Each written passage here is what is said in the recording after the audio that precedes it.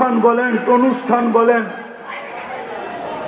মুসলমানের বিয়েতে যত খরচ হয় দুনিয়ার কারো বিয়েতে এরকম খরচ হয় না, একটা দুইটা ছাড়া,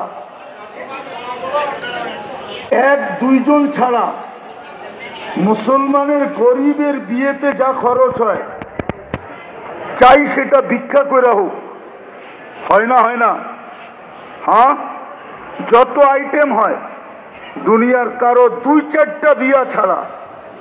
হয়তো কেউ বলবে মিডিয়া দেখায়া যে অমুকের বিয়াতে তো এত টাকা খরচ হয়েছে। 136 কোটি মানুষের ভিতর যদি একজন বিয়ায় খরচ হয়, তাইলে এটাকে খরচ বলা হয়? হ্যাঁ, আরে বলেন না, আল্লাহ কি বুদ্ধি দেয় না?